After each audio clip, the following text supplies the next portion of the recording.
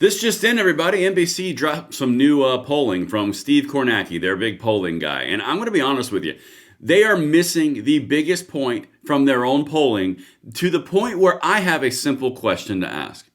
The obvious nature of this is only points in two directions. One, either they are so stupid and they cannot figure out the most basic fact staring them in the face, or they're very intelligent and they just don't want to tell you something that is quite obvious for anyone to see. I'm going to let you guys tell me in the comments field below as we walk through this. Please hit that like button, subscribe to the channel, turn the notification bell on. We are under the knife of the YouTube notification blackout. So every bit of sharing, commenting, liking, and engaging you do helps pierce the veil of the fog of war of which we find ourselves in a disinformation war meant to dissuade you from the very rights you care so much about. All right.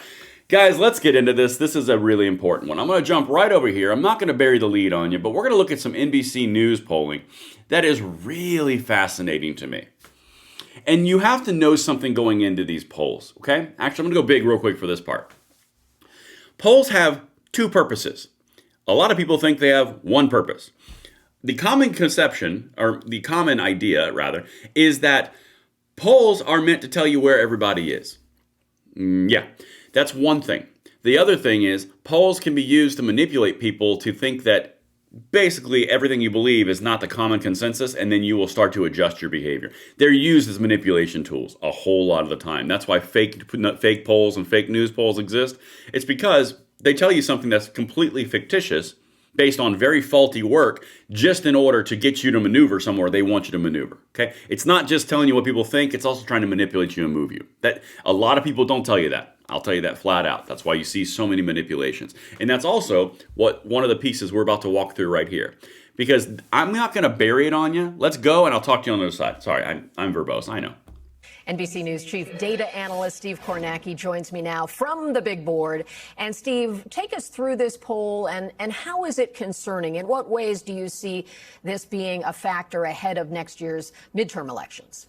Yeah, Kelly, ahead of next year's midterms and certainly in the wake of those humbling elections in November, the off-year elections for Republicans in Virginia and New Jersey, we see Trump's approval rating in this poll at 42%. Now, back in the spring, start of his second term, this same poll took a look. Trump was at 45% then. So it's not a huge drop, but it is a downward tick for him.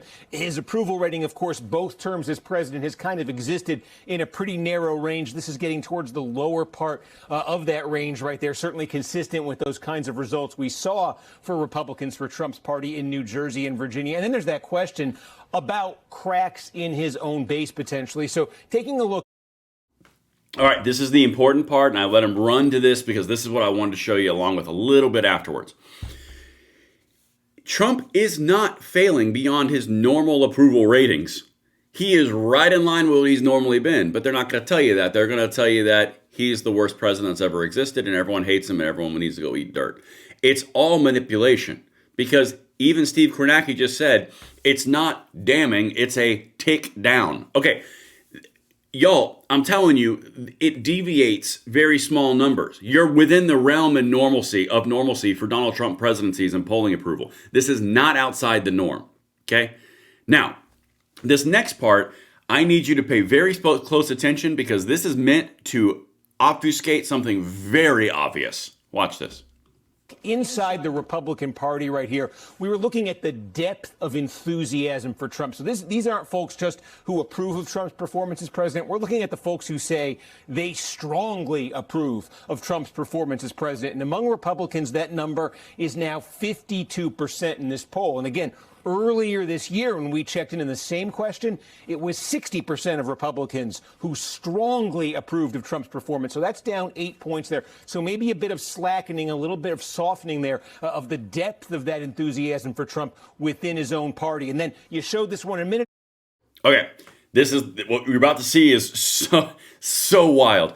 I want to highlight for you how much they are splitting hairs. Okay? The approval for Donald Trump went from strongly approve at 60% down to 52%. So they fell from strongly approve into approve. Your big takeaway here on NBC is that people went down 8 points in a fluctuation from strongly approve to approve. That's the big takeaway. All the propaganda, all the media, all the negative coverage, everything, all the Democrat pushes, he goes down 8 percentage points from strongly approve to approve. And that's supposed to be a big put your flag in the ground, like, oh my God, we got him?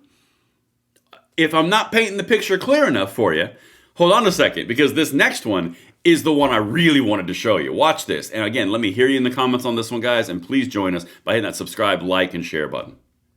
Ago, but I think this is also significant. Is there a broader shift taking place in the Republican Party, kind of philosophically here, asking Republicans, do you consider yourself mainly a supporter of the Make America Great Again movement, Trump's movement, or the Republican Party itself? 50-50 right now is that split. When we asked this back in the spring, it was tilted more towards Trump's side, more towards the MAGA side, 57-43. So is that a notable shift there about how Republicans are just sort of starting to think about themselves? Again, same freaking thing.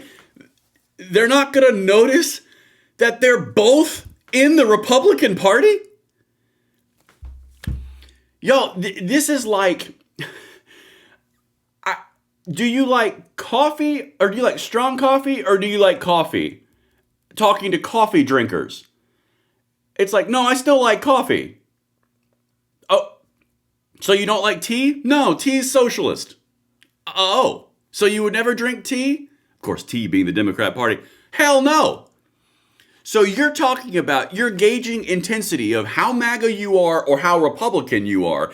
And the big takeaway is you got a split in the party of 50% is MAGA and 50% is Republican. Guess what? Both of those groups still vote Republican. This is the whole point. They're trying to split away these hairs that do not relate at all to the end result of Democrats winning anything. It's literally like trying to highlight him losing from ultra strong coffee into coffee, but then being upset that everyone still likes coffee. I mean, guys, honestly, the amount of manipulation on this is genuinely wild, because you're now literally splitting. Are you MAGA or are you Republican? And by the way, both of those groups vote Republican. Okay, let's keep on going, Steve. Take us home. Now, in terms of the issue agenda, looking forward to the midterms next year, what matters most to you? You see the economy number one there. You see health care up there. In between, I do think this was interesting, Kelly. 23% say threats to democracy. What that's driven by Democrats, by Democratic voters. When you ask just Democrats what the most important issue to them is, by far in this poll, they say threats to democracy. It's independents, and Republicans for that matter, who will cite the economy. But of course, independents, that's where you're going to find a lot of the swing voters who are going to move elections here. When you talk about the economy, what matters most, just from an economic standpoint, it's inflation, it's health care costs, and that is where you see Republicans paying a price in this poll. Okay, this is not difficult to understand.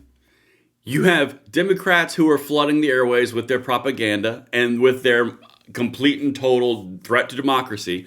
Meanwhile, I'm going to take a stab at them. I don't even care. Meanwhile, you've got the exact same people saying that there's a threat to democracy, didn't even have an open Democratic primary with their big frontrunner in 2024, who got absolutely destroyed in Kamala Harris, who was the most qualified president ever to exist, or presidential candidate ever to exist, lost every single swing state, lost the House, lost the Senate, and lost the popular vote.